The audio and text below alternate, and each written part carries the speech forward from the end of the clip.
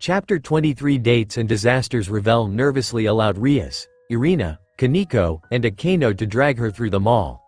Having never been to a human mall before, or even a mall in the underworld, she was taken aback by how many people were present. They filled the hallways, sat along benches, and stuffed themselves into stores. Why are there so many people? She asked as they walked through the thick crowd. Because it's a mall? Rias said succinctly. Kaneko nodded. Lots of people go to the mall on Saturdays. Revel nodded, but she didn't say anything.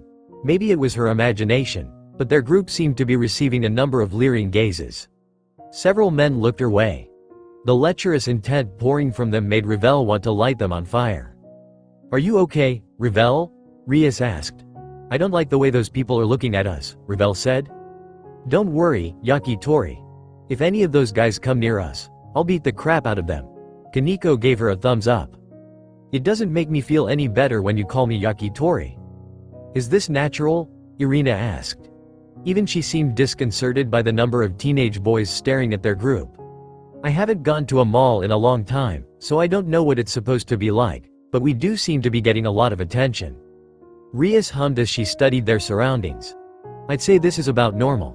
Men are always gawking at us at school.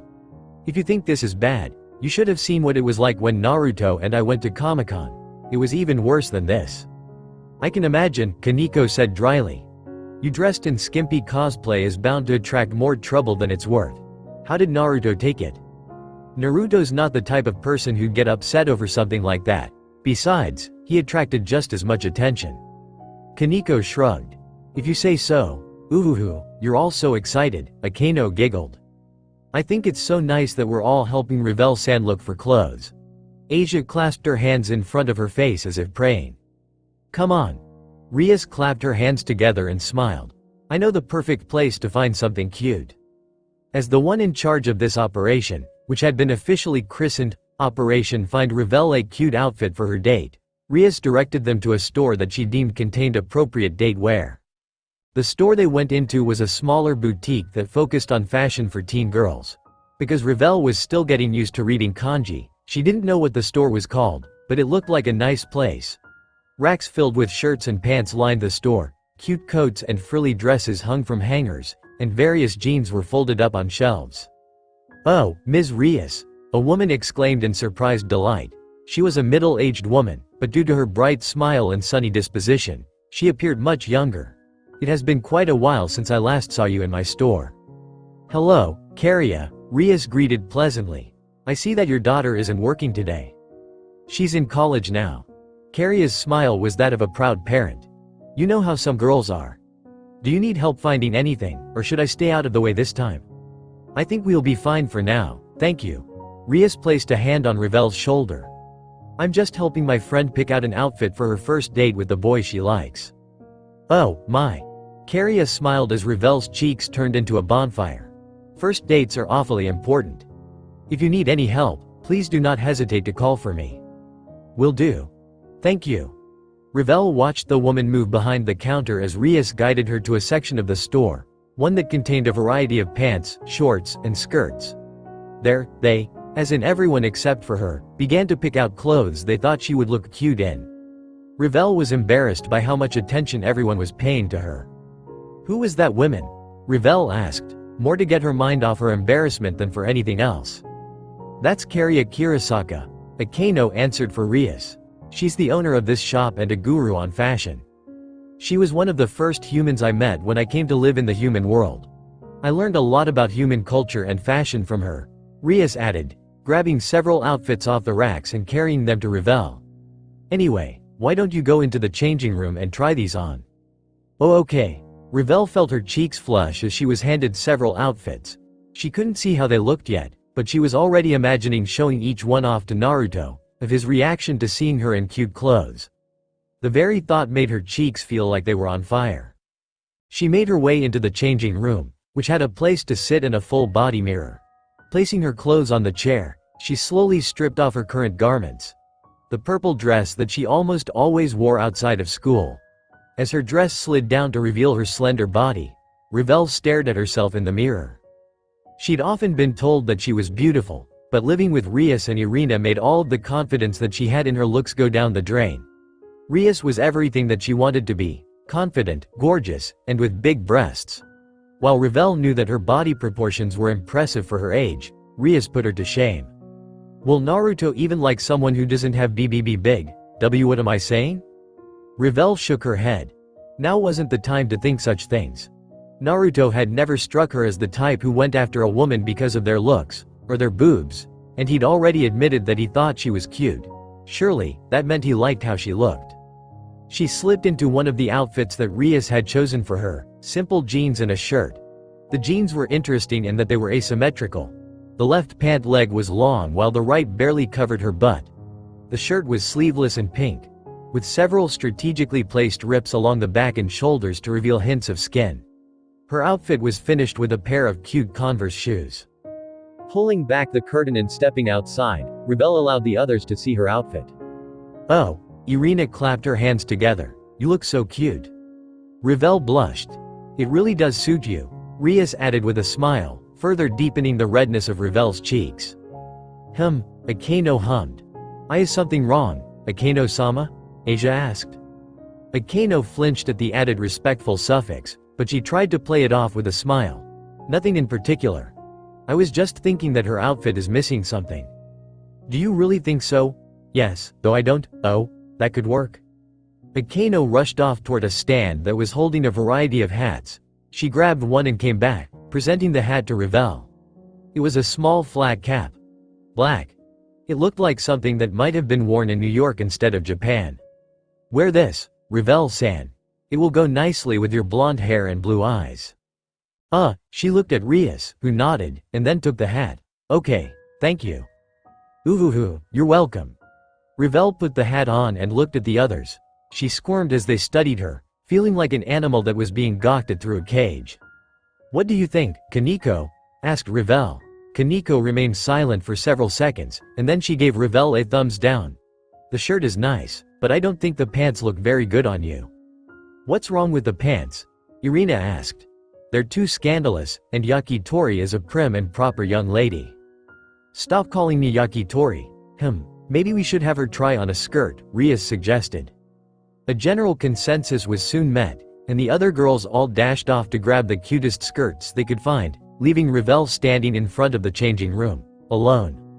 Groaning, Ravel resigned herself to waiting. She could already tell. This was going to be a long day. "Devil Ninja, I'm telling you. My house has become a war zone," Issei was telling Naruto and Kiba as they sat in a booth at a small diner, along with Metatron, who decided to tag along. "Akeno-sama and Rainer are constantly fighting about something. The house has been wrecked several times. I'm at my wit's end here." Since the girls had decided to go shopping, minus Rainer who was likely stuck at home, they were having a guys' night out, which basically meant they'd gone to the arcade, and then went for some food. Naruto found that he was quite fond of arcades. He loved playing the fighting games. "It sounds Akeno isn't too fond of Rainer," Kiba stated. "Thanks for stating the obvious, pretty boy," Issei snarked. "Pretty boy? Is it because Rainer is a fallen angel?" Naruto asked. "Or is it because Rainer tried to kill you?" Rainer tried to kill Issei. Metatron, the Void of God, who was currently dressed in an "I Love Ninja" t-shirt and jeans, asked, "When did this happen?" "It happened when Issei was still human," Naruto said. How atrocious, to think that she would kill a human." Metatron stood up and ranted. "Does she not realize that it's against the laws of heaven to kill a human?" "I don't think she cares," Kiba answered the angel dryly. "I don't know," Issei continued their conversation with a groan. "All I know is that Akeno-sama despises Rainer. Like, she really, really hates her." Naruto hummed thoughtfully. "And how do you feel about Rainer?" Months ago, Rainer had been in charge of a group of fallen angels that had killed Issei and tried to steal Asia's sacred gear, which had effectively killed her in the process. Both Asia and Issei had been reborn as devils under Rias Gremory. However, that didn't change what happened, nor did it get rid of Rainer's sin. Naruto wouldn't have been surprised to hear that Issei hated the fallen angel. I'm not sure yet," Issei admitted. "I mean, I know I don't like her, but it's not like I hate her guts either. I just don't like what she did to Asia back then." A waitress came up to their table and, after unsuccessfully trying to flirt with Kiba, she left with their orders. "And how does Asia feel about Rainier?" asked Kiba. "She was frightened at first," Issei stated, idly trailing his index finger along the lip of his cup. "But she's been trying really hard to make friends with Rainier. The problem is Akeno-sama. She doesn't like it when either myself or Asia try to be nice to Rainier." "Do you think she's jealous?" Naruto wondered out loud. "That. You don't think that's the reason, do you?" Issei asked, his eyes growing to the size of pinballs. "Why would she be jealous?" "Maybe she feels like her position is being threatened by Rainier," Kiba suggested. "Women will often feel threatened when another woman comes into the picture. Your relationship with Asia works because Akeno has taken you both under her wing. But Rainier is a different sort of woman, and I doubt she's willing to let Akeno control her." Issei tilted his head. "Do you think that's it? It's hard to say. I don't really know enough about the situation to tell you what's happening." Kiba shrugged. "You know Akeno and Rainier better than I do." Issei groaned, his expression defeated. "I wish I knew of a way to fix this." "You could always kick Rainier out," Naruto suggested. Issei looked horrified. "I can't do that. Rainier doesn't have anywhere else to go. The Fallen won't accept her back, so she'd be out on the street." "How could you suggest such a thing, Ninja-sama?" Metatron added, aghast. While Naruto didn't show it, he was pleased with Issei's answer. His friend really was a kind person. "I'm not saying you should. I was just suggesting it. If Rainier and Akeno are going head to head, then the best thing to do would be to either separate them, or talk it over with Akeno and see if there was something that you can do to help ease her worries." His shoulders slumping, Issei had never looked more defeated in his life. "I've already tried that, but Akeno-sama has been avoiding me recently." "Avoiding you?" "Yeah." Issei drew circles on the table. "Akeno-sama has been avoiding Asia and me. Whenever we're in the same room, she gives us this weird look and leaves before we can talk to her. In fact, I think she spends more time with Rainier than she does us now." "But aren't you three sleeping together?" Naruto asked. Issei shook his head. "We used to, but ever since the peace conference, Akeno has slept in a separate bed." That didn't sound good, but Naruto didn't know if he could say that he was surprised. He thought it was a little weird when Akeno started dating Issei. Yes, it was true that they seemed to get along, but he thought that was more due to Issei having such a malleable personality. Unlike Naruto, who was strong-willed and set in his ways, Issei could be changed, and Akeno had changed him. Issei had stopped being quite so pervy, he didn't hang out with his two friends as much, and he spent a lot of time trying to please Akeno and Asia. He was still the same Issei. However, the differences between when Naruto had first met Issei and now were more than obvious. "Didn't they start dating a little before Rias and I started dating? I think I remember Rias telling me something to that effect the day we confessed." Looking out of the window, the darkening sky told Naruto that they'd been in that cafe for over 2 hours. Their food soon came. After they finished eating, Naruto stood up and grinned at the pair. "It's been fun, you guys, but I've got to get home." Issei looked up at him in confusion. "Why? Is something happening tonight?" "No," Naruto's grin widened. "But I've got a date with Revel tomorrow, and I want to be well rested so I can make it the best date she's ever been on." Devil Ninja, Naruto was inexplicably nervous that Sunday. He didn't understand why. It wasn't like he hadn't gone on a date before. He and Rias went on plenty of dates and he'd never felt this nervous. Is it because Rias and I click more easily? No, that can't be it. Maybe it's because we'd already been through so much before we started dating. Walking back and forth across the living room, Naruto questioned his decision to take Revel out. What if he wasn't good enough? What if Revel didn't have fun? What if she decided that she didn't want to be with him anymore? So many questions. Too many questions. Naruto's mind was inundated with worry. "If you don't stop pacing, you're going to set the carpet on fire," Rias said.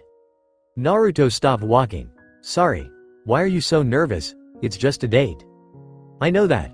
Running a hand through his hair, Naruto took in a deep breath, and then sighed. "I don't know why I feel nervous." "Do you know where you're going to take her?"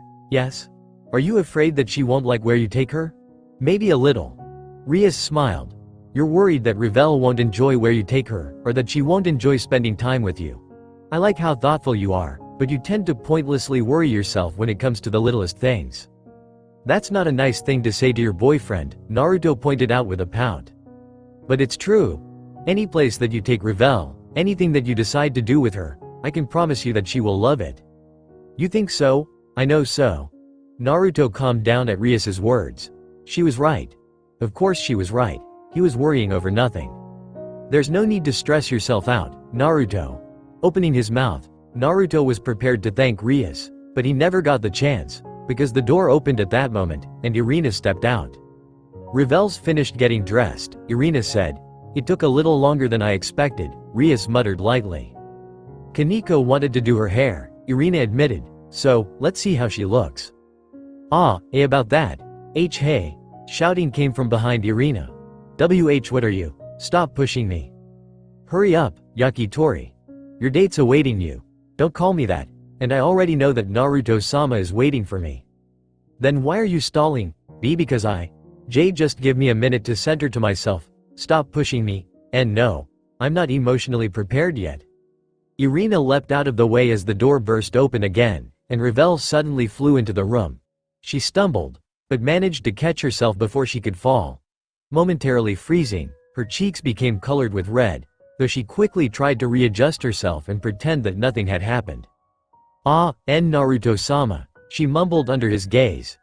How'd I look? Naruto couldn't answer right away, he was struck slightly speechless. When he'd first met Revel during the time that her brother, Riser, had traveled to the occult club room, Naruto had thought that she was a cute girl who epitomized the Ojoyu-sama appearance.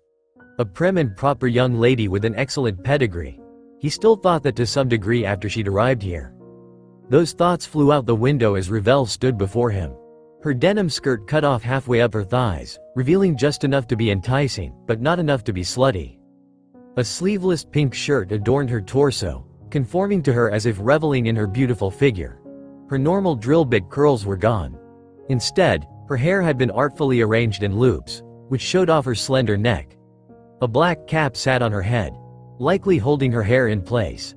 As the girl squirmed under his gaze, he looked down at her black and white Converse, which seemed somehow cute despite their innocuousness. Naruto-sama. I didn't think you could get any cuter. Grinning sheepishly, Naruto scratched the back of his head. Guess I was wrong. Revel's face caught fire. If I didn't know you any better, I'd almost expect you were doing that on purpose, Rias said. Naruto turned to her with a confused look. Doing what on purpose? Never mind. Why don't you take Revel out on her date now? Right. Spinning back to Revel, Naruto extended a hand for her. You ready to go? Jumping in shock, Revel needed several seconds before she could reply. Yes. She reached out to take his hand, but Kaneko stepped up to Naruto, blocking the way. The young Neko, devil hybrid stared up at Naruto. Kaneko? Naruto questioned the girl, whose gaze was surprisingly steely. Treat her right, Kaneko said seriously, her large cat ears twitching. Putting on a gentle smile, Naruto reached up and patted Kaneko's head. Don't worry. I'd never do anything to hurt Revel. You'd better not. After placating Kaneko, Naruto took Revel by the hand. They soon left the stupidly large mansion with more rooms than he would ever need. Speaking of, he really should think about downsizing that place. As they walked down the street, Revel, still blushing, looked up at Naruto. So, where are we going for our D-date? Grinning like a man who'd just been told he'd won an all-paid vacation to a 4-star hot spring resort, Naruto said, we're going to the fair. Devil Ninja, it took several hours to arrive at the fair. Naruto and Revel had to hop on a bus, which drove them to the other side of Kuo. Naruto hadn't been to a fair in a long time, not since his training with Jiraiya. The streets were lined with vendors. Food stalls and game booths galore filled the area, along with massive amounts of people. Like a tide, the crowd surged, their scents intermingling to create a poignant odor that was neither pleasant or unpleasant, but simply overpowering in how heady it was. Because he didn't want them to get separated, and to keep pervs from trying anything, Naruto had wrapped an arm around Revel's shoulder. The girl pressed her blushing face against his torso as they walked. What should we do now, Naruto-sama? Now? Naruto looked down at Revel and grinned. Now, we have some fun. And have fun they did. Naruto took Revel to all of the booths. They tried out various tasty treats, played the games, and wandered through the street. One of the places they tried was, obviously, the Shiteki booth. Naruto had learned from Rias that Shiteki, or the shooting game, was a traditional Japanese game at festivals. "Oi, old man, I'd like to have a try. That'll be 500 yen, said the old man behind the booth. Grinning, Naruto slapped the money on the table and grabbed the gun. He'd never held a gun before, though he'd seen some back in the elemental nations. This one was just a toy that shot caps, but, still, he was kind of excited. "Which prize do you want, Revel?" How about that one?" Revel pointed at a small box that contained what appeared to be sparklers. "Yosh. Here we go." Naruto aimed the gun, shot, and missed. Frowning, Naruto aimed once more, shot, and missed again. Growling as he realized that shooting a gun was harder than he though. Naruto gave several more tries, and he missed every time. "Another round, old man." Naruto slapped 500 yen on the table. "There's no way I'm letting some game beat me." "If you say so. It looks like shooting might not be your thing, though." "We'll see about that." Several more tries and 1,500 yen later, Naruto hadn't hit a single item. As he crouched on the ground, moping, an uncertain Revel stood behind him, consoling him. "It's okay, Naruto-sama. It looks like gun shooting is hard. I've never done it before either, so." "Ah, that reminds me." Standing back up, his face brightening as if nothing had happened, Naruto turned to Revel. "Would you like to try the game?" I mean, it does look kind of fun, but..." "Then it's settled, old man, give us another round." Coming right up, the old man shouted, "Here you go, Revel." Grinning, Naruto held out the gun for Revel. She tentatively grabbed the gun. Holding it awkwardly like she'd seen Naruto do, Revel took aim, fired, and hit the box of sparklers. "Whoa," Naruto whispered. Revel, thinking that Naruto was about to get depressed because she'd done better than him, said, "I'm sure this is just beginner's luck. I'm sure that with a little practice, Naruto-sama could." "You're amazing." "Wa-eep," Revel squeaked as Naruto lifted her up and twirled her around, laughing. Though her face was redder than a balloon, Revel wore a smile as she laughed with him. When he set her down, the old man handed her the box of sparklers. "Nice shooting, miss." "Oh. Thank you. Awesome job, Revel." Grabbing Revel's hand, Naruto tugged her off to somewhere else. "Now, let's have some more fun." Beaming at him, Revel nodded. Right, he and Revel went to many more stalls, playing even more of the games and getting even more prizes. Turned out that Naruto really did just suck at shooting. Every other game he did well on, getting a prize after a single game. Most of the prizes he had to give away. They simply couldn't carry all of those prizes around. However, they did keep several for themselves. A set of matching keychains, a goldfish, and a stuffed phoenix, plus the sparklers that Revel had won. Walking through the crowd, Revel held a stick of cotton candy in one hand and Naruto's hand in the other. Naruto was holding the bags with their prizes, and the goldfish was sitting on top of the bag in its little water-filled container. "This is really good," Revel exclaimed as if surprised. "I've never tasted something so sweet." "That's because cotton candy is nothing but sugar," Naruto told her with a chuckle. "By the way, you've got some cotton candy on your cheek." What? I do." Revel tried to look down at her cheek. Naruto grinned as he reached over and plucked the sugary treat off. His date squeaked when he stuck the cotton candy in his mouth. What are you doing?" I was just getting the cotton candy." Why, you didn't have to. You shouldn't have eaten it." "Why not? What was that?" My face is probably sweaty from all this walking, it's dirty." "That just means it's Revel flavored, right? Eep." After spending a good portion of their time wandering the main festival, Naruto deviated course and led Revel to a more secluded area. A park filled with bonsai trees. Without the noises generated by the crowd, it was easier for them to converse. "Have you ever thought about what you plan on doing after graduating high school, Naruto-sama?" Well, not really. I've never really been the type of person who plans ahead. Still, I imagine that I'll travel to the underworld after high school to help Aniki keep the peace between the three factions. More than anything else, I'd like it if we could avoid ever having to go to war. "I think that's a good goal, Naruto-sama. Hehe, thanks." Studying the girl who was gently clasping his arm, Naruto asked, "What about you? Do you want to do something specific? Revel stopped walking, forcing Naruto to stop with her. She looked down at the ground, kicking a rock with her Converse, which he tracked with his eyes before returning to her face. He couldn't see much. Her features, hidden by her cap and the shadows that it cast, were nearly invisible. However, he could see the light redness of her cheeks, which was nearly glow in the dark. Is there somewhere that we can talk about this, in private? She asked.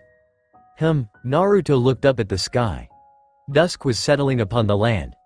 The sky was painted in hues of red, orange, purple and pink, which swirled together as if a painter had stroked his brush through a thick canvas. Several dozen meters away, rising above the bonsai trees, a Ferris wheel lit up the sky with flashing lights. Come on. Grabbing Revel by the hand, Naruto led the girl to the Ferris wheel, where they waited in line for several minutes. Revel never saw Naruto exchange hands with the guy manning the Ferris wheel. Holding the door open for her, he helped her into the small sitting box, and then climbed aboard himself. Once the door was locked, the Ferris wheel started again. They sat in discomforting silence for several seconds. Revel wiggled in her seat and pressed her thighs together, as if trying to hide something embarrassing. He guessed that she felt her skirt was too short. That outfit wasn't really her style. It had Rias written all over it. Actually, her entire outfit reminded him of anime in which a character called Kanjiki no Yami was taken shopping and dressed up like a doll. As their compartment gained altitude, Revel looked out the window and was taken aback by the sight. Wow, she pressed her hands against the glass. Look at how high we are. Everything looks so small, and all those lights are so pretty. Indeed, the evening, when the sun was sinking and the city lights were turning on, was one of the most breathtaking hours. Naruto sometimes sat on the roof of his house with Rias, watching this scene until well into the night. One time, they'd even fallen asleep like that. The Ferris wheel stopped when they reached the top, and Naruto decided it was time for them to finish their conversation. Revel, flushing, Revel faced him. She looked down, clutching her dress as if she was screwing up her courage, and then she looked back at him. You wanted to know if I have any plans after school. There is something that I want to do. Revel paused, then took a deep breath. I was hoping to become your bishop when you become a high-class devil. For some reason that he couldn't understand, that was the last answer that he'd expected. See, can I ask why? Revel was silent for a moment, but then, in a voice so soft that he could only pick it up thanks to his enhanced hearing, she spoke. When I was young, Mom used to tell me stories about heroes. How they were protective to their loved ones and fierce to their enemies, yet kind and compassionate to everyone. When I saw you fighting, you were fierce and strong. You tore through us like we were made of paper, but at the end of the day, you didn't hurt us any more than necessary. She paused, and her cheeks turned bright red. And you even were kind to me. The way you fought us, your compassion afterwards, and your protectiveness toward your friends, it reminded me of the heroes that my mom always told me stories about. Naruto didn't know if he'd ever felt this embarrassed. Listening to her story made him blush like nobody else had ever done before. It was flattering. Truly flattering. Perhaps that's why he couldn't put on his big grin and toot his own horn. When I saw that, I knew that I wanted to be your bishop, and I want to be closer to you, Naruto-sama. I don't really care if it's just as a part of your peerage, I like you a lot. I really do, so if you could just let me stay with you then, kya. Revel squealed when Naruto pulled her into a hug. What are you? Thank you. Naruto interrupted her. Thank you for having so much confidence in me, for wanting to be with me. I'd like to become closer with you, too. Really? Yes. Then, we should make a pact. A pact? Naruto stared down at Revel, who was trying to look at him but kept averting her eyes. It was too adorable. How could anyone so pretty also be so cute? Why yes. You promised to take me on more D-dates, and make me your bishop when you become a high-class devil. If you do that, I'll promise to remain by your side and I'll love you forever. Naruto didn't need to think about his choices. He already knew what he was going to do. This decision was a no-brainer. What will we seal this pact with? A handshake? A contract? A kiss? Poof. Naruto blinked when Revel's head spontaneously combusted. Maybe he shouldn't have said kiss. Well, it was too late now. The kiss is, that's the one. Revel seemed to be having trouble speaking, which he guessed he couldn't blame her for. Taking her face in his hands, Naruto tilted her head up. Revel stopped talking. Her pink cheeks lent her a demure air that stole his breath, and her glossy lips were alluring enough that he was already getting sucked into them. Leaning down, Naruto closed his eyes as he placed his lips against hers. A pair of small, delicate hands clutched his shirt. Revel's lips were soft, impeccably so, and her kiss was tentative. Naruto took the lead. Lowering his hand from her face, he placed it against her lower bottom and lifted her onto his lap. Revel's arms went around his waist.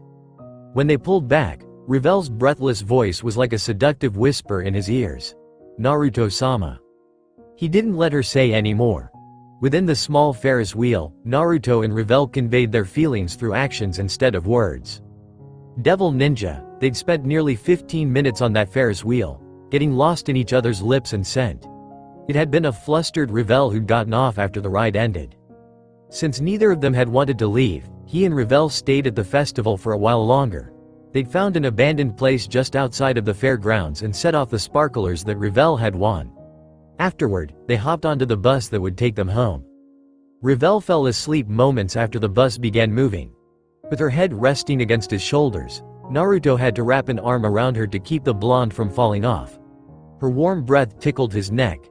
He tried not to pay attention to the sensation, though it was hard. It was likely the result of their passionate exchange on the Ferris wheel, but Naruto was aroused. But I had to take this slowly. I can't allow my hormones ruin our relationship. Revel wasn't like Rias. He couldn't just jump into this and expect everything to turn out right. While Rias enjoyed her independence and didn't want someone who needed to rescue her, Revel was the kind of girl who enjoyed being swept off her feet. Even if she would never admit it, she needed a more delicate touch.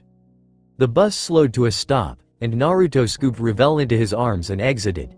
He walked down the road, reaching his Japanese mansion, and slowly entered. The lights were off. Everyone must have been asleep. His feet made nary a sound as he stealthily crept through the mansion, eventually reaching Revel's room and carrying the sleeping princess inside. As he laid Revel on the bed, Naruto wondered if he should let her sleep in those clothes. Maybe he should get Kaneko to slip her friend into something more comfortable? But, wait, she was probably asleep. Guess there's no helping it. Revel wouldn't be wearing her collection of cute pink night dresses tonight. Untying her shoes, Naruto gently slid them off her feet, and then placed them on the floor by her bed. He then lifted her again, pulled back the covers, and tucked the girl in. As Revel snuggled into the warmth of her bed, he placed a kiss on her cheek before walking out of the room. Rias was waiting for him outside of Revel's room. She wore a translucent nightgown, and nothing else. Naruto's already stiff problem skyrocketed when he saw his girlfriend's nipples poking through the fabric of her gown. A glance down revealed that she was at least wearing underwear, but it was the black lacy kind, which didn't help with his problem. I thought I heard someone sneaking around, she said. Trying not to let her know how aroused he was, Naruto grinned. I'm surprised you could hear it from all the way in our room. Rias smirked. I wasn't in our room. I fell asleep on the couch while waiting for you two to return. Ah, that would explain it. Taking Naruto by the hand, Rias led him down the hall. Her hand was so smooth, and despite himself, Naruto couldn't stop from imagining that same hand wrapped around his dick instead of his hand. It shamed him to admit it, but he was really aroused right now. Did you two have fun? We did. And I guess Revel and I are officially in a relationship? You guess? Rias raised an eyebrow. There is no guessing at this, Naruto. You either are or you aren't. Then we are, Naruto grumbled. Cut me some slack here. I'm still not used to the idea of polygamy. You'll get used to it soon enough, especially since Kaneko is going to make her move soon. Naruto groaned. Rias giggled. After entering their room, Naruto locked the door behind him. Rias barely turned around when he pulled her into a searing kiss. Moaning inside of his mouth, Rias grabbed him by the head, pulling him deeper into her kiss, which grew hungrier by the second. Naruto matched her fervor. He plundered her mouth with his tongue, twirling, hooking, and catching it against her tongue. They never broke contact as they walked backwards. Rias's knees hit the back of the bed, yet even as they fell onto the mattress, they remained lip-locked. Naruto slipped his hands underneath Rias's nightgown to fondle her breasts. Her moans were like a beautiful siren song that he couldn't get enough of. The scent of her hair, of her perfume, of her was akin to that of a fragrant poison, polluting the mind, sucking him in. He breathed in her scent, enjoyed the taste of her mouth, and the feel of her body against his. However, Rias was not one to be outdone, nor did she enjoy being led around. It wasn't long before Naruto found their positions flipped. He was now the one on bottom, and Rias pillaged the inside of his mouth like a pirate looking for buried treasure. His hands, which had been teasing her nipples, reached behind Rias and grabbed the plentiful flesh of her derriere. A moan escaped her mouth as the action brought her panty-clad mound against his erection. Naruto felt a hiss escape the back of his throat as pleasurable sensations rushed through him. "Someone's horny," Rias said unashamedly. Naruto rolled them over. Grabbing her hands, he raised them above Rias's head and pushed his weight against her, pinning her to the bed. "You have no idea," he mumbled. Leaning down, he kissed her again. When he came back up for breath, a string of saliva connected him. "I've been so hard that I haven't been able to think straight." "Did Revel turn you on that much? Should I be worried about being replaced?" Naruto knew that she was teasing him, but he still felt the need to clarify. "You never have to worry about anything. I love you. Every time I see you, I want to pin you against this bed, or the wall, or the kitchen table, and make you scream my name in pleasure. Revel is beautiful, yes, and she really does turn me on, but you do the same without even trying." Leaning down, Naruto nibbled on her ear. Rias's breathy moan, sensual enough that it raised goosebumps on his neck, beckoned him to reach down and massage her through her panties. "I can't get enough of you, Rias. When you say things like that, it makes me almost believe that your dense personality is just an act." Naruto frowned and stopped caressing Rias. "I am not dense." "You're stupidly dense," she countered. "You couldn't even tell that Revel and Kaneko both loved you." Naruto felt like he'd been punched in the gut. Still, Rias mused, wrapping her arms around his neck. "That makes the times where you say something romantic like this all the more meaningful." Rias's smile was like rays of sunshine warming his heart. "I love that about you." "That's good, I guess." Rias's smile turned seductive. "Now, then, I believe you said something about making me scream your name?" Naruto grinned. It was going to be a pleasant night. Devil Ninja, the days passed slowly. With the elapse of time, Kuo saw more and more foreigners entering the city. It was much talked about topic. What none of the people knew was that these foreigners were not just people from another country. Angels, devils, and fallen angels flocked to Kuo in droves, seeking to live in this city, which had become the Three Factions Alliance headquarters. Naruto had heard tell from Searsex that many of these people were part of the peace treaty program. It was a part of the treaty that was designed to foster understanding between the three factions. Naruto thought it was a great idea. It was just another Monday. School had let out a little while ago. Rias was helping her brother with something, while Revel and Kaneko had decided to spend the day mall crawling. It seemed that Revel had come to enjoy the mall after her first time shopping last Saturday. Thinking of Kaneko made him remember how she'd been acting since his date with Revel. She hadn't become more clingy, because, really, people couldn't get much more clingy than she already was. However, she had been a lot more affectionate. He supposed that was only natural, given what he now knew. Since Rias had given her tacit permission, Naruto always reciprocated Kaneko's advances. It probably wouldn't be long before they took their flirting to the next level. Ophis had been avoiding him. Well, not avoiding him, but she hadn't been as interested in spending time with him as she used to be. Whenever Naruto saw her these days, she always had her nose buried in a magazine. She even turned down the chance to go shopping with him. However, that day, he was not spending time with those four, but was instead in the presence of Irina Shido. The lovely exorcist who'd come to live with him had decided to help him with the grocery shopping. It was Naruto's turn that day. "What are we looking for?" Irina asked as they entered the grocery store. Naruto handed her the list before grabbing a cart. She read it out loud. Ramen noodles. Miso stocks. Chicken stock. Ramen noodles. Flour. Ramen noodles. Pork. Ramen noodles. Carrots. Ramen noodles. As she went further down the list, a drop of sweat trailed down her face. "I noticed there's something awfully unusual about this list." "I don't know what you're talking about," Naruto said with a straight face. As they shopped, he and Irina conversed. Naruto discovered that their philosophies on how people should be treated matched surprisingly well. I don't think it's right for us to force other people to believe what we believe, Irina said.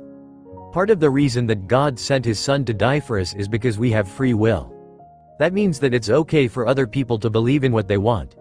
If God can forgive them, then so can I. Irina's eyes sparkled as she spoke of God. Naruto rescinded his previous thoughts. Their philosophies didn't necessarily match.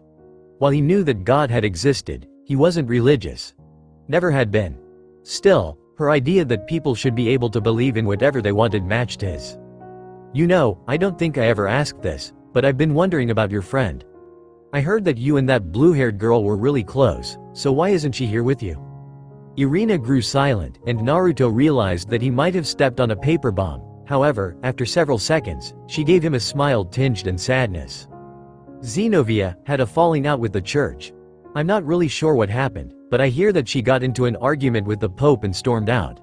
No one from the church has seen her since then. Naruto winced. I'm sorry, I shouldn't have asked. No, it's okay. Irina shook her head. I don't mind telling you about this.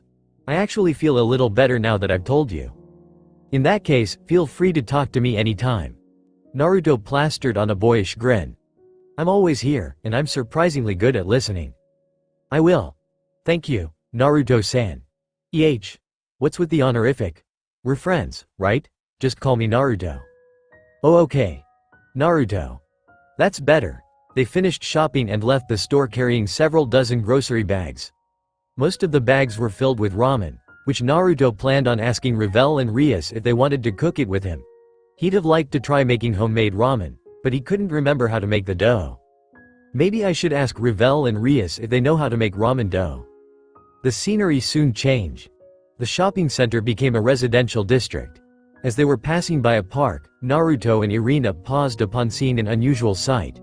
Rias was hiding behind a tree, spying on Akeno and Issei, who stood several feet away. They looked at each other, then, being careful not to be seen, walked up to Rias. What's going on here? Naruto asked in a hushed whisper.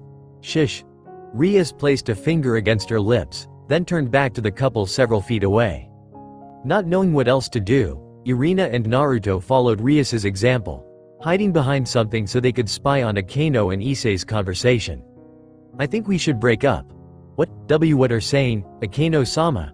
Issei asked, looking as shocked as Naruto felt. Did I do something wrong? Please, if I did something that you don't like, tell me and I'll change. Akeno shook her head and smiled sadly. That's the problem, eyes. I don't want you to change. The longer we've dated, the more I realize what a terrible person I've been to you and Asia-chan. I've been using you too to mask my own insecurities.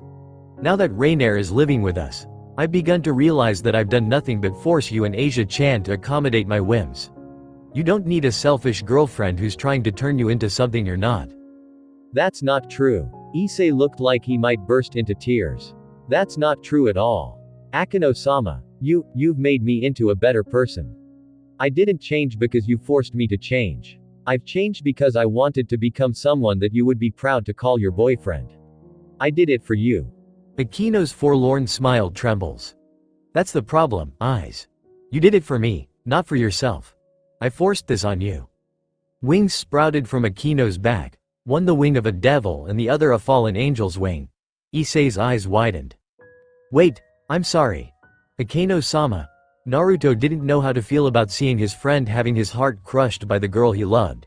It hurt. Of course it hurt. But it was mixed with so many emotions, confusion being prime among them. He didn't know why Akeno was dumping Issei. Their relationship might have seemed whimsical to him, but that didn't mean they hadn't complemented each other. Akeno's sadistic nature had simultaneously tempered and fed Issei's perversion.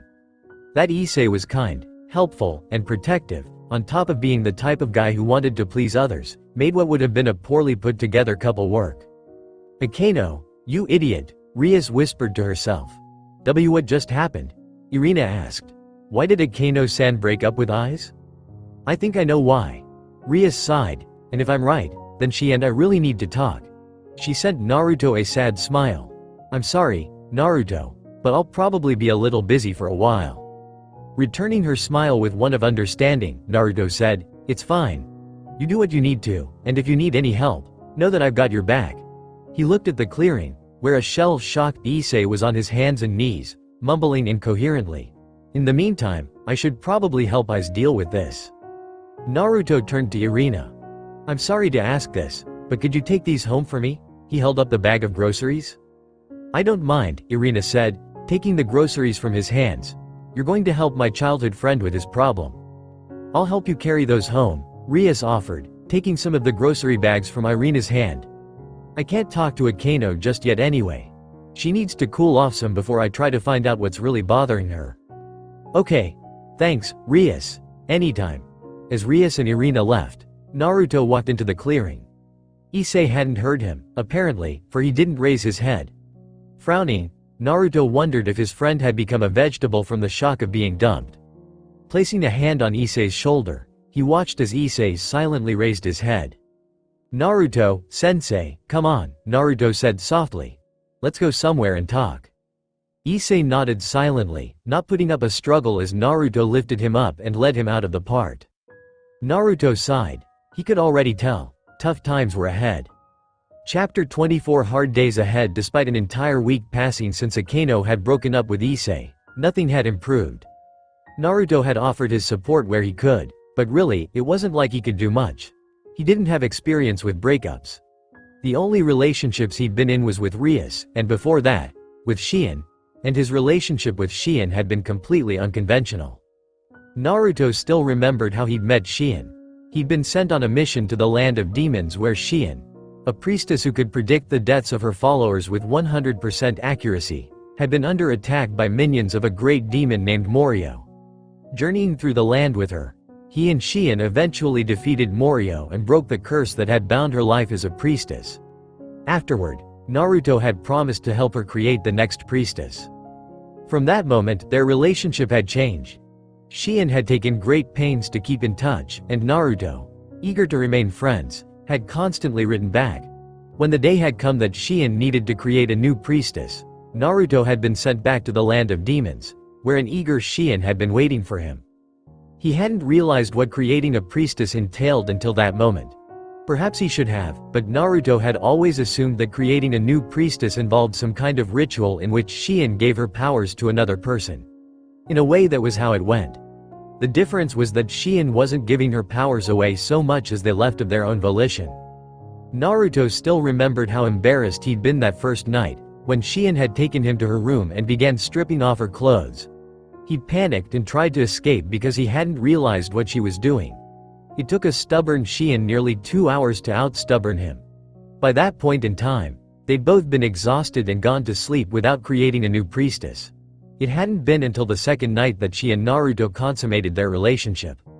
He would admit that he still thought about Shien a lot. He'd often wonder if she was okay, if she was safe, if she was happy, if their child was growing up well. There were times when he felt guilty. As someone who'd grown up alone, he understood how much it sucked not having your parents there. His only consolation was that his child wasn't alone, though he also disliked the idea of not being there to raise her with Shien. Of course, his relationship with Shien was nothing like Issei's relationship with Akeno. He and Shien hadn't broken up. Forces beyond his control had thrown him into another world, and with no viable way back, there simply wasn't a method of returning. Akeno had dumped Issei for reasons that he couldn't discern.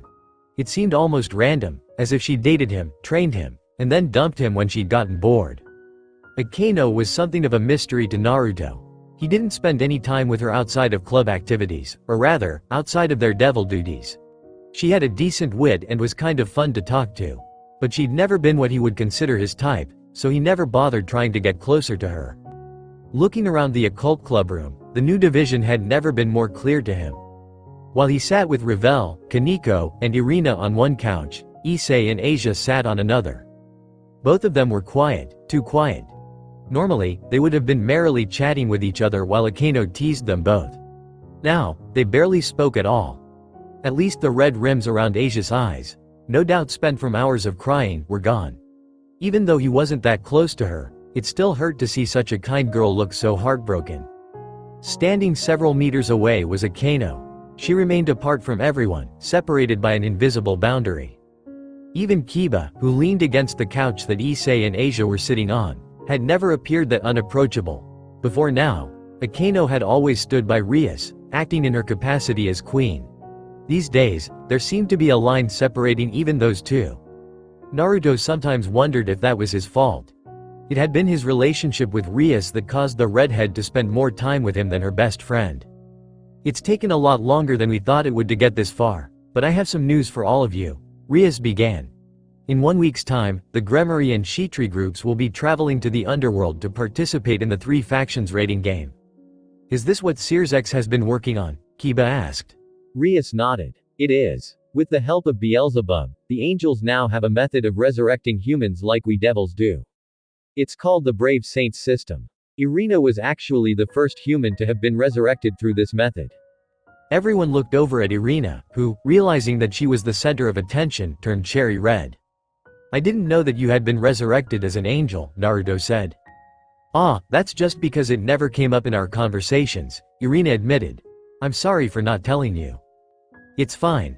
I'm not upset, just surprised. Naruto paused. Was your friend offered the same opportunity? She was, but, Irina, smiling sadly, shrugged. As you know, she didn't take it. Irina had a friend, Xenovia, who'd been her partner during the incident with Kokebile. Naruto didn't know much about her friend, other than that Xenovia had gotten into an argument with the church and stormed out on them. There had been no word on what she was doing now.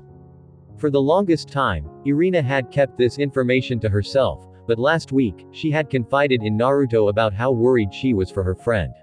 He wished he could help her. Part of him had thought about going on a journey to search for Xenovia, but the greater part realized that finding a single person in this world was probably impossible. Besides, his place was by Rias's side. What of the fallen? Asked Revel. As far as I'm aware, they do not have a system like our evil peace or the angels' brave saints. How are they going to participate? Azazel has worked something out, Rias answered. I have no idea what he's done, but supposedly, he's created something that will work in a similar manner to the evil peace system. I don't know much about it, but my brother told me that it's just a method of creating peerages and can't resurrect humans into fallen angels. Is the raiding game the reason why Metatron hasn't been around lately? Naruto asked. Probably, Rias said. Metatron is the voice of God, so he's an important member of the Seraphim. I believe he's helping Michael with something. Naruto nodded non-committally and turned to Irina. She saw his look and shook her head. I don't know anything about why Lord Metatron hasn't been home, though it wouldn't surprise me if he is helping out Lord Michael. Ah, Lord Metatron, your devotion to heaven is an inspiration to us all. Irina clasped her hands together as if she was praying, her eyes sparkling like stars on a night sky. Naruto stared at her for several seconds longer, and then turned away. He liked Irina, but she was kind of weird. Anyway. Rias clapped her hands to gather everyone's attention. It's going to be a busy week. There are a lot of things that we need to do to get ready, and I believe it's time to finally introduce all of you to the last member of our family. So, we're introducing them to Gasper, Kiba murmured. Are you sure that's a good idea? I mean, Gaster is. It will be fine, Rias assured him. Actually, it was my brother who suggested it. Pardon me. Naruto raised his hand like a child sitting in a classroom. Who's Gasper? Gasper is a member of our peerage, Rias answered. I'll introduce him to all you today. Devil Ninja, Rias had led them to a basement located within the old school building. I had no idea that we had a basement, Naruto muttered as they walked along wooden tiles. How come I haven't heard of this until now? My brother was the one who sealed this place, Rias told him. There was actually a barrier around the basement, though it was destroyed during the peace conference. It was never restored because I wanted to come down and visit. However, before that, it was blocked off so no one could enter. This was the first time Naruto was hearing about this, though that didn't necessarily surprise him. While he and Rias did a lot together, it wasn't like they didn't have a life outside of each other. Naruto spent a lot of time with Kaneko, Revel, Irina, and Ophis. He'd also been sparring regularly with Kiba. He used to spar with Issei, too, but Issei was spending more time at home these days. And Rias had her work. As a king and the sister of a Mao, she had a lot of responsibilities. Ever since the peace conference, she'd been attending meetings, helping schedule events, and aiding the angels and fallen who wanted to take up residence in Kuo. With such full schedules, Naruto supposed it was only natural that they wouldn't know everything about each other.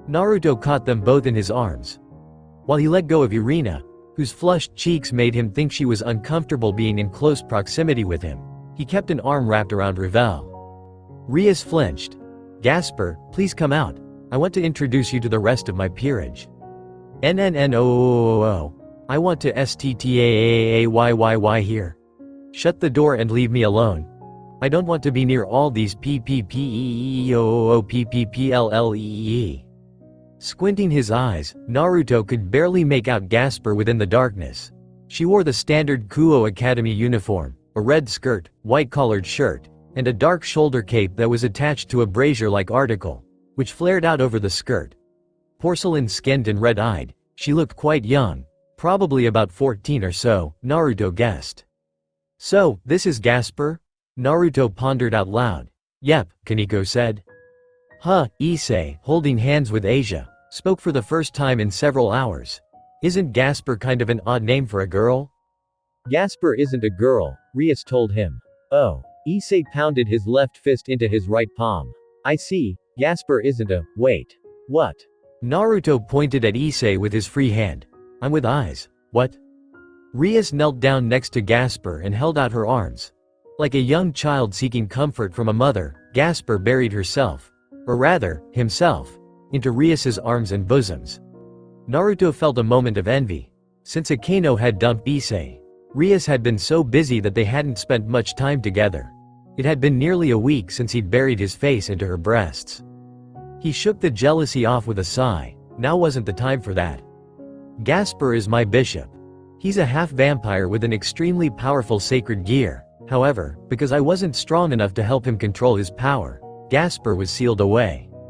"I like it in here," Gasper said, his voice muffled by Rias's breasts. Naruto twitched. "It's nice and dark and there are no people in here." "But Gasper, don't you want to go into the outside world?" Rias asked. "NNNOOOOO," Gasper screamed. "I want to stay in HEEERRREE. Don't make me go OUTSIIIDDEE." Devil Ninja, the group left Gasper Vladdy, who refused to go outside, despite Rias's attempts to convince him. A disheartened Rias had left several minutes ago for another meeting. Akaino had gone with her, though she'd looked quite reluctant. Naruto wondered if Rias had been talking to Akaino about what happened with Issei. The clear division between the two seemed to indicate tension, at least to him. Asia and Issei had gone home. Naruto didn't blame them. Kiba was still there, though he looked like a fifth wheel, sitting alone on the opposite couch while he, Irina, Kaneko, and Revel all sat on the same couch. "So, that was Gasper," Naruto said as he tenderly stroked Kaneko's ears. "Have you two met him before now?" "Yeet ppp," Kaneko murmured with a purr. She seemed quite content to sit on his lap and be pampered. Revel looked annoyed. "I've only met him once before," Kiba admitted. I'm sure you've noticed, but Gasper is a hikikomori. Hikikomori was a Japanese term. It was basically used to describe a person who was reclusive and didn't like social interactions in real life. Naruto wasn't very familiar with the term, but he'd learned about it thanks to the boatloads of anime that Rias had made him watch. He did seem pretty frightened of everyone, Irina added. Gasper is a half-vampire, Kaneko said. Half-vampires have a history of being discriminated against by humans and other vampires. Discrimination. It seemed like no matter which world or dimension that he found himself in, there were always people who hated others for issues that were beyond their control. It made Naruto wonder if he would ever find a place where problems like this didn't exist. Could he truly build a world where everyone understood each other when crap like this was going on? Try not to get disheartened, Brad. If you lose confidence now, the world that you and your sensei strived to create will never be anything more than a pipe dream. I know, Naruto stopped petting Kaneko. Before she could get angry at him, he pulled her closer, wrapping his arms around her waist and setting his chin on her head. Her chakra quickly calmed down, as if she had sensed his need for comfort. Her cheeks puffing up, a red-faced Revel quickly scooted over and leaned against him. When everyone's head turned to her, the redness on her cheeks became even more red. WW, what are you people looking at? And Naruto-sama is he and I are together, so it's only natural that I would offer him comfort when he needs it. Yakitori is really Tsunere. You shut up. Back to Gasper, Irina said. Is there anything we can do to get him outside? I mean, doesn't Rias kind of need him for when we go to the underworld? Kiba seemed to think about that. Well, she doesn't necessarily need him, per se, but since we're going to be playing in a series of rating games, having Gasper's power would be beneficial. What sort of power does he have? Asked Revel. It's called Forbidden View, Kaneko explained. It's a sacred gear that allows him to temporarily stop time. Sounds like a powerful ability, Revel said. I can see why Rias-sama would want him to come with her. A power like that is a game changer in rating games. Off the top of my head, I can think of at least 10 different ways this power can be used to defeat opponents that are more powerful than the user. Right, Kaneko nodded. However, because it's so powerful, Gaspy doesn't have full control over it. I don't know how long he can stop time, but I do know it's not very long. Training can fix that, Naruto said. Anyway, let's not worry about this right now. I'm hungry and I want ramen.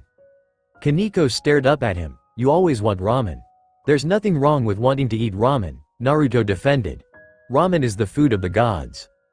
Would you like me to make some ramen for you when we get home? Revel asked. Would you? If Naruto-sama wants me to. Thanks, Revel. You're the best. I love you. Poof. Fire burst from Revel's head as she toppled to the floor. Now look at what you've done, Kaneko said. You made her faint. Oh, crap. Revel. Wake up, Revel. As the scene devolved into chaos, with Naruto attempting to revive an unconscious Revel and Kaneko poking her with a stick that she'd found, Kiba looked at Irina. Does this happen often? He asked. All the time, Irina said with a fond smile. Devil Ninja. Issei returned home with Asia. Home felt empty without Akeno there. She'd been such a strong presence for him, someone that he both loved and looked up to, that her absence had left a hole within him. I can't think like that, I need to be strong. As expected, Asia had taken Akeno's leaving just as hard. The first 2 nights, she had cried herself to sleep. He remembered holding her in his arms as her tears soaked his clothes and skin. He needed to be strong for her. He couldn't allow himself to fall into despair. We're home, Issei said as he and Asian took off their shoes. His mother stepped into the hallway, wearing a plain black apron. Oh, Aiz-kun. Asia-chan. Lunch will be ready in just a minute. Why don't you two come in and sit down? Issei took Asia by the hand and entered the dining room, which was connected to a massive kitchen that looked like something from a 4-star resort. He and Asia both blinked upon finding Rainier, sitting on the kitchen floor, her face, hair, and apron covered in a sticky white substance. What are you two looking at? Rainier asked with a snarl. I'm just hoping that stuff on you isn't what I think it is, Issei admitted. For your information, this is mayonnaise. Rainier scowled as she stood up. You Rainier-san. Asia started timidly. May I ask why? Why? While Asia couldn't quite finish her sentence, likely because of the vicious expression that Rainier was wearing,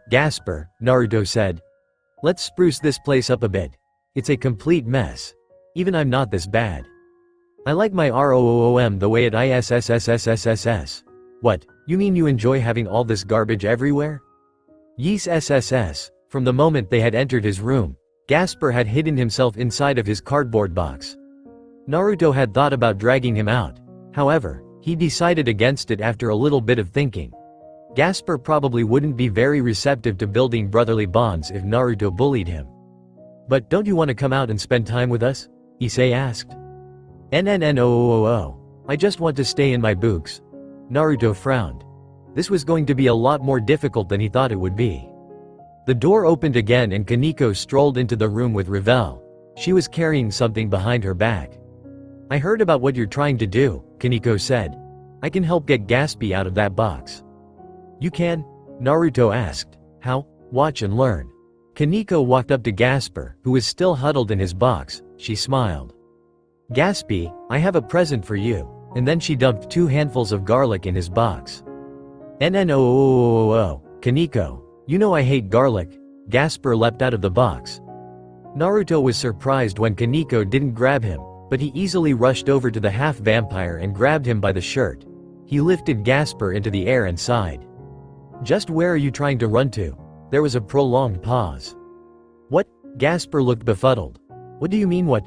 You were trying to run away, weren't you? That's not what I meant. How are you? You should be frozen.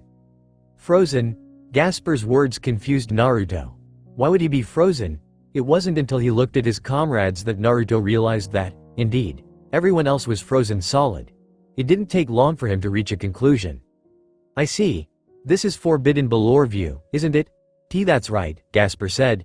He wasn't shouting anymore. Naruto wondered if he was too shocked to shout. I see. Naruto set Gasper down and studied the other people. Suddenly, he grinned. Say, Gasper, Naruto started, how would you like to play a prank on everybody here? Gasper hesitated. A prank?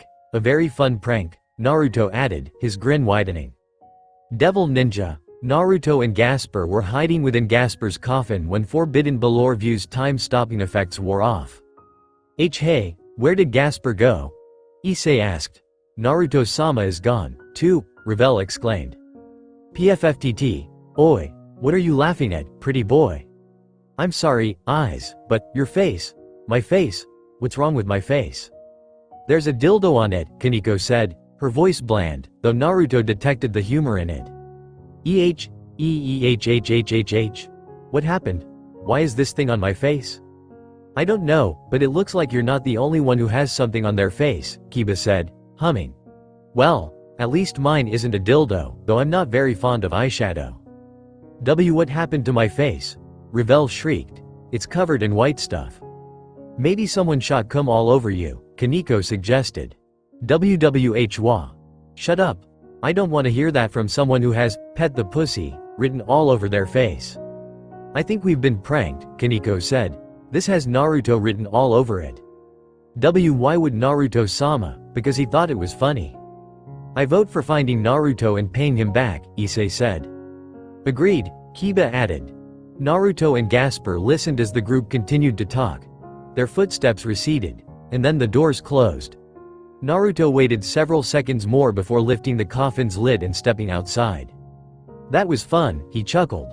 It's been so long since I've played a good prank. I still don't understand, Gasper said, his eyes wide. How are you able to move when I freeze time? I suspect it's because of how your powers work. Naruto cupped his chin and adopted a thoughtful pose. I'm guessing that Forbidden Below View only works on opponents with a certain level of power. Basically, I'm simply so much more powerful than you that your sacred gear doesn't work on me. Oh, right. So now you don't have to be afraid of freezing me. Kneeling down until he was eye level with Gasper, Naruto offered the boy a grin. So how about it? Wanna go outside with me now? I don't know. Gasper hesitated. I don't like going outside. The outside is scary. You know, I heard about how half-vampires are discriminated against, Naruto said. I understand how you feel. When I was younger, everyone in my old home hated me because of something that happened to me when I was a baby. Thanks, Fuzzball. Love ya, brat. Really? Yep. However, I never let that get me down. Even though I was hated, I kept working hard and eventually gained the acceptance of everyone. If you work hard, too, I'm sure that you can make something of yourself. Naruto stood up and held out his hand. So how about it? Want to become something awesome? Gasper hesitated a second longer, and then he took Naruto's hand. This was easier than I thought it would be, Naruto thought to himself. Devil Ninja. No, I was wrong, the outside is scary. Come back, Gaspy. You told us that you wanted to be stronger.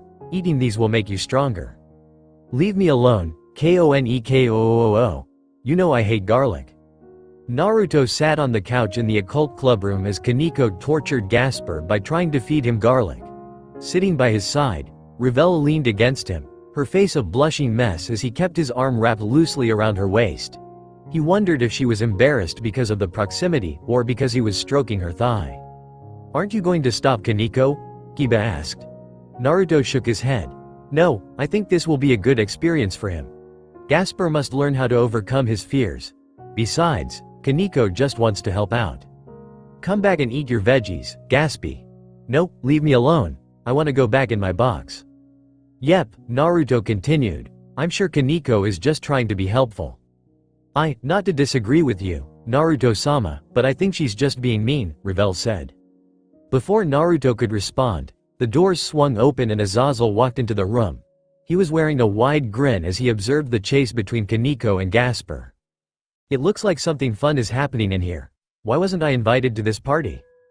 Because you're supposed to be busy helping plan the raiding game, Naruto said. Do you need something? Not particularly, Azazel admitted. I just came to see the Red Dragon Emperor and the holder of Forbidden Valor view. Kaneko stopped chasing Gasper, allowing the poor half-vampire to collapse to the floor. Azazel glanced at the exhausted Hikikomori, and then looked at Issei. He reached into his sleeve and tossed something to Issei, then repeated his action but tossed it to Naruto instead. Catching the object with his free hand, Naruto glanced at what appeared to be a golden band. It didn't look like anything particularly special. What's this? Those wristbands are an invention that I've made. I've heard that the holder of Forbidden Valor view doesn't have full control over his powers, and that the Red Dragon Emperor can only use his balance breaker for several minutes. That wristband will extend the time that you can use your powers and give you complete control.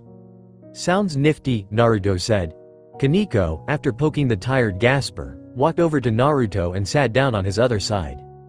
It is very nifty, Azazel agreed. Azazel, Ria said, frowning as she entered the room. What are you doing here, Gasper?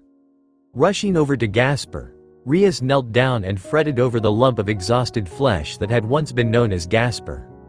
Hey, are you all right? Speak to me, Gasper. So tired, Gasper mumbled. Devil Ninja. Naruto had purloined Kaneko's aid in helping Gasper train in using Forbidden Valor view. Revel was also present, but she stood off to the side.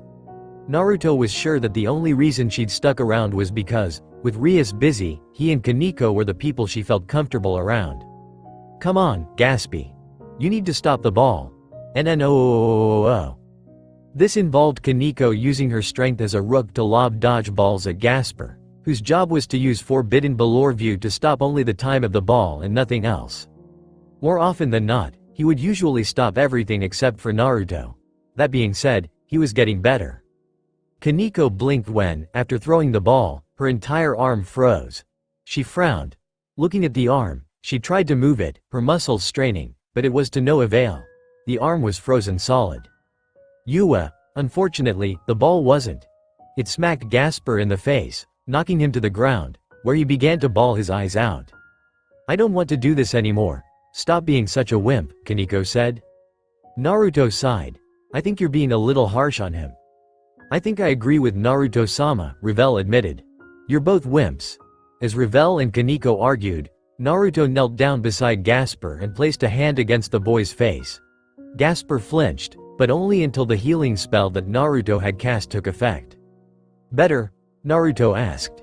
Gasper sniffled a bit. Yes. Glad to hear it. Naruto frowned as the spell wavered. He decided to learn devil healing magic because he couldn't use healing jutsu. But while healing magic was easier, he still wasn't very good at it. Small injuries were about all he could fix. You've improved a lot in the past few hours. You can now freeze just the ball once out of every 20 times. I think we can stop here. Ah, that's too bad, Kaneko said, tossing the dodgeball up and down. I wanted to play with Gaspy some more. Gasper squealed. Devil Ninja. This had been the most stressful week of Rias's life. It was even more stressful than the time where she and her peerage had nearly been killed during the missing Excalibur's fiasco. That had been bad, as had the week after it, yet that time hadn't given her the amount of stress that she'd felt now. First among her problems was all of the extra work that had been loaded onto her. Being the daughter of the Gremory family, the younger sister of Circex, someone who'd taken part in the fight against Kokabiel, and a person who'd helped defend the peace conference, the powers that be had decided to give her more responsibilities. For the past month, she'd been helping Circex and the other leaders negotiate the peace treaty. This was on top of helping devils, angels, and fallen angels wishing to move here find living arrangements. She also still had her duties as the overseer of Kuo, which gave her hours of paperwork on its own. All this combined meant she was rarely home. I miss being able to cuddle with Naruto and watch anime. She also missed having sex, but that was another matter entirely. Of course, her biggest issue was none of these, it was. "I brought you some tea, Rias," Akeno said as she set the tray of tea on the desk. "Thank you, Akeno." She still hadn't spoken to Akeno about Issei. Even though she wanted to help the two reconcile, she didn't want to be seen as an annoyance who was trying to butt into their relationship. Because of this, she'd kept her distance so she wouldn't blurt out something she'd regret later. However, she also knew that things couldn't go on like this. It could affect their unity as a peerage. "Akeno, I know what you're going to ask, Rias," Akeno interrupted.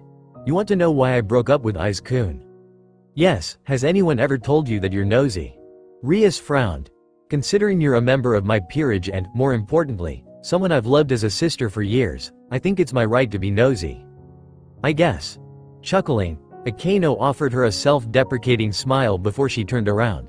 Walking over to the window, she placed a hand on the glass and stared at the world beyond. "When I first started dating Aiz-kun, my idea was to turn him into perfect boyfriend material. Unlike Naruto, Issei was malleable. He didn't have your boyfriend's stubbornness, which appealed to me. I thought to myself, if I can make him mine now, then I can have someone who will stay with me when you grow distant." "You mean when I got with Naruto, don't you?" Still looking out of the window, Akeno nodded. "Everyone could see it coming. You two connected on a fundamental level from the very moment you met. We all knew that it would only be a matter of time before you two started dating. I've spent almost 6 years serving you, being the person who is closest to you. However, I knew that when you and Naruto became a couple, my position would be usurped." Rias would have liked to deny what Akeno said, but she couldn't. Ever since Naruto had become her boyfriend, her priorities had shifted. She'd begun spending more time with Naruto, and Akeno had all but disappeared from her life except during club activities and training. Thinking on it, it was no wonder that Akeno had decided to make Issei her boyfriend. Akeno continued talking. "Of course, I knew that Aiz-kun and Asia-chan had feelings for each other, but I also knew that it wouldn't be a problem. Aiz-kun wanted a harem, and Asia-chan just wanted to be with Aiz-kun. Besides, I don't mind a little lesbian action, and Asia-chan is really fun to tease." "Why did you break it off?" Rias asked. "It sounds like you had a really good thing going, and I know that Asia and Aiz love you. Is it because of Reiner?" Shaking her head, Akeno turned back to Rias. "No, Reiner was just a convenient excuse. In truth, I think it was my own guilt that caused me to break up with Aiz-kun." "I'm not sure I understand," Rias confessed. "No," Akeno said softly, "I guess you wouldn't." Devil Ninja. The week passed by in relative obscurity. With Rias so busy, Naruto rarely ever saw her. She didn't come home until it was really late, and sometimes she didn't come home at all. The few times that he'd gone to see her, she had bags under her eyes, showing how little sleep she'd gotten. He tried to help out where he could, dealing with paperwork, helping the 3 faction members find apartments, and trying to be there for her. However, Rias was a stubborn girl who liked to take everything onto herself. She'd been reluctant to accept any help, and she had only given in after collapsing from exhaustion. Issei and Asia's mood had improved a little, though that wasn't to say they'd recovered. They acted fine whenever they were out doing devil activities, namely, accepting contracts, but when Akeno appeared before them, an aura of depression seemed to radiate from all 3 of them. Naruto wanted to smack some sense into those 3. He didn't, but that was only because he had no business interfering in their personal lives. Whatever problems they had needed to be solved by them, or any resolution they came to would be meaningless. Reiner had been showing up more and more often. She seemed to linger around Issei and Asia, and she would occasionally help them with stuff like homework while simultaneously spewing insults at them. Her actions were always contradictory. She'd make them bento lunches, telling them that she hoped they'd choke on her food and die. Yet whenever Asia or Issei ate her food, she'd eagerly ask for their opinion. On a side note, Rainier was a terrible cook. The first time she'd made a bento lunch, Issei really had almost died. Despite what she'd said about hoping he would choke, Rainier had panicked and stayed by his side while he recovered in the nurse's office. Naruto wondered if she had a crush on Issei, but even if she did, it wasn't any of his business. Kiba also seemed to have picked up a few new admirers. Naruto had noticed several new girls in school who had been watching the pretty boy from a distance.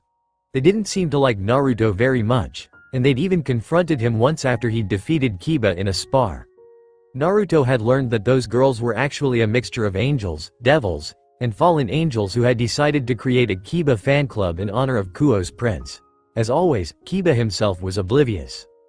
Because of how busy the week had been, Naruto wasn't able to take Revel or Kaneko on any real dates, but he had taken them out to eat on a number of occasions. Irina had also spent more time with him. She'd asked him about his past before coming to this world, which was interesting because she hadn't actually believed that he was from another world until he'd introduced her to Kurama through a mind link. That had been an interesting first meeting. Ophis had become a shut-in. Naruto didn't know what was going on with the little immortal dragon, but she rarely left her room these days. He'd gone to visit her several times. However, at least half of those time he'd been kicked out of her room.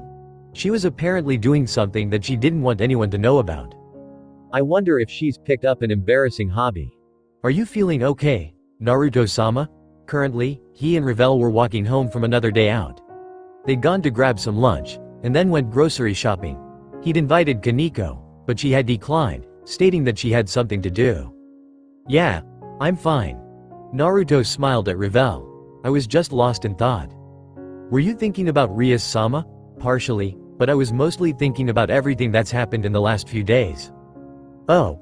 Revel looked off into the distance, her gaze thoughtful and concerned. I've been thinking a lot about Rias-sama. She's been really busy. Yeah, she has. I want to help her. Her words warmed Naruto's heart. Revel had become a lot more honest with her feelings recently. He wondered if it's because they were now dating, but he didn't delude himself into thinking that he was the sole reason for her happiness. I think she would appreciate knowing that, Naruto said, though she won't have to work so hard for much longer. We're leaving for the underworld tomorrow. Yeah, do you have everything packed? I'm almost done. I just need to pack a few more things that I plan on bringing back home. Naruto nodded. For Revel, going to the underworld meant returning home. From his understanding, while she would be spending some of her time with the Gremory group, she was also going to spend time with her family. You must be excited to see your family again. Revel's smile, soft and gentle, made Naruto's chest feel kind of fluttery. I am. Actually, I was, She looked away. It's nothing. Naruto frowned. Was she still holding out on him? They arrived home minutes later and made their way into the kitchen. No one else was home, or so it seemed. Irina was probably wandering around here somewhere, and Ophis was likely still in her room.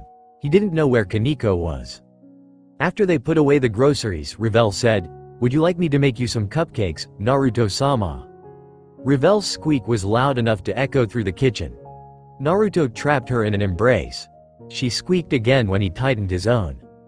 Naruto-sama, when we were walking home, you wanted to ask me something. Oh, it's nothing important. By this point in time, Naruto felt like he knew Revel well enough to tell when she wanted to ask something, but was too embarrassed.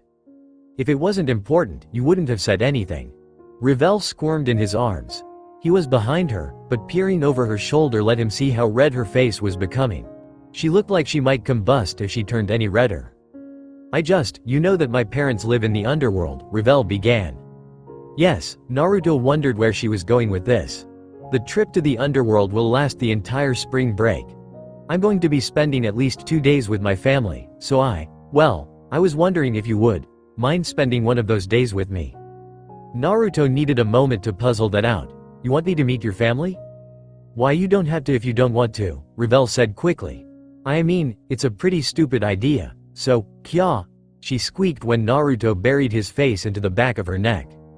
I'm really happy. I'm happy that you want me to spend time with you and your family, but I'm also kind of embarrassed, Naruto admitted. He'd actually met Revel's parents before, but back then, he and Revel hadn't been dating. He'd also been more worried about impressing Rias's parents. This time, he wasn't meeting Revel's family as someone who'd demolished their son in a rating game, but as their daughter's boyfriend. He already felt the pressure. Then, would you? Do you want to? I'd love to see your family again, Naruto said. Revel trembled in his arms. Revel? It's nothing. I'm just really happy. Naruto turned Revel around to face him. Her cheeks were red, but her blush had receded and no longer covered her entire face. She looked up at him, but then tilted her head down. Naruto placed a hand underneath her chin and tilted her head back up. Revel barely had time to open her mouth before he pressed his lips against hers. He and Revel had shared a number of kisses this week. Revel was a very tentative kisser. It was like she was so afraid of being a bad kisser that she hesitated when kissing. She gasped when Naruto, taking the lead, tilted her head back further and licked her teeth. Revel hesitated, but then she opened her mouth. Naruto felt her tongue shyly press against his.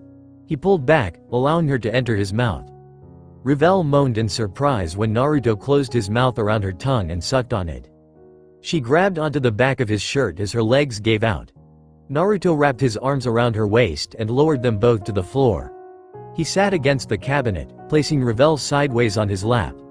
Letting go of her tongue, he allowed her to pull back, but that was only so he could push his tongue into her mouth. Revel's moans as their tongues became entwined made him grow hard. Naruto-sama, a blushing and breathless Revel mumbled. You're poking me. Sorry, Naruto apologized. Don't apologize. Revel looked away. It's not like I mind, how do you say it? It means you find me attractive, right? That makes me, happy, so. Placing a hand against her cheek, Naruto rubbed circles on her skin with his thumb and gave her his brightest grin. Of course I find you attractive. You're one of the most beautiful girls I know. WWWA. That's why you shouldn't say that so easily? Revel? Ooh. I can't, that's too. Poof, steam burst from Revel's ears. Her eyes rolled up into the back of her head, and she went limp in his grasp. Oh, crap. Naruto shouted as shook Revel, as if that would wake her up. Come on, Revel. Don't faint on me like that, Revel. Sitting on the kitchen floor with a beautiful blonde girl on his lap, Naruto wondered if Revel would ever become used to intimacy. At least to the point where they could go further than this without her passing out.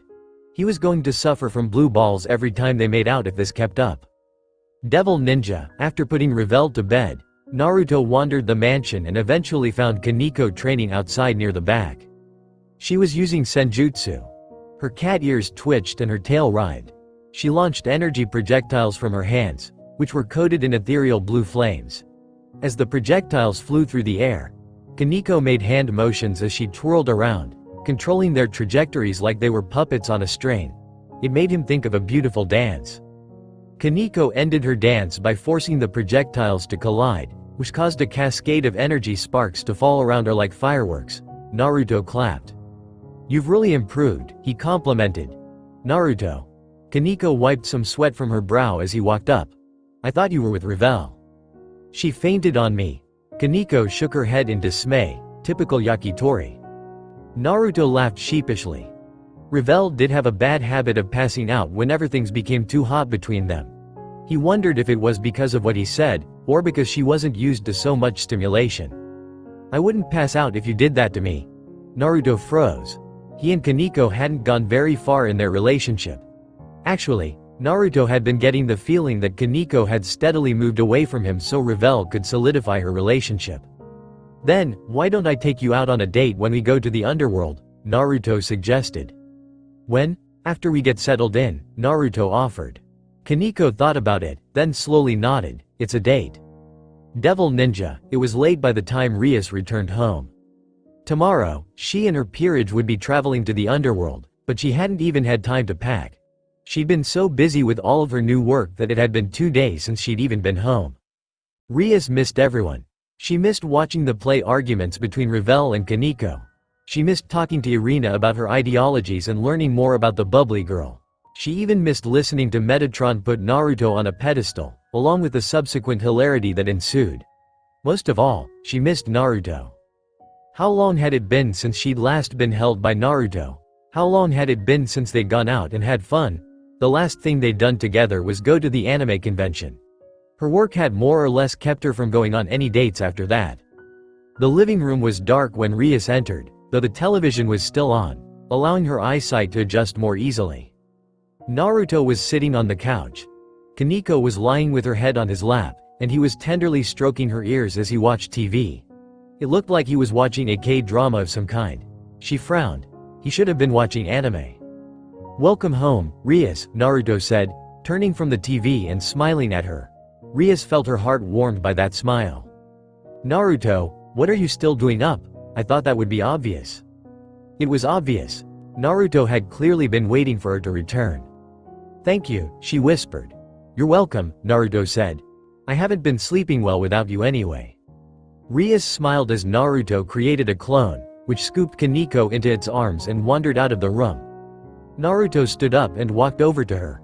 She didn't resist as he pulled her into a hug and kissed her forehead. "You look tired," she sighed into his neck. "I'm exhausted." "Then we should get some sleep." Rias shook her head. "Can't.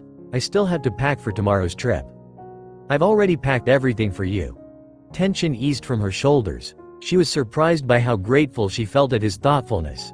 It was such a small thing, a simple gesture of kindness, yet it meant so much to her, and it lifted a huge weight that she hadn't realized existed. Perhaps it was exhaustion, or maybe that last weight being lifted had caused her to lose the battle that she had been fighting, but her legs gave out. She was thankful that Naruto was there. He scooped her into his arms and carried her to their room. Rias almost fell asleep as he entered their bedroom and set her on the bed. The bed shifted as Naruto crawled onto it, pulling the covers over them as she turned on her side. Seconds later, his front was pressed against her back, spooning her as he slid his arm over her waist. Rias sought out his hand, lacing her fingers through it. His hand was so warm. "Thank you for being so patient with me," she said softly. "Anytime. I'll always be here for you." A pair of lips pressed against her neck. On any other occasion, such an action would have sent fire coursing through her veins, but right now, she was too tired to get horny. All she felt was a sedate contentment at the feelings that Naruto's continued support inspired in her.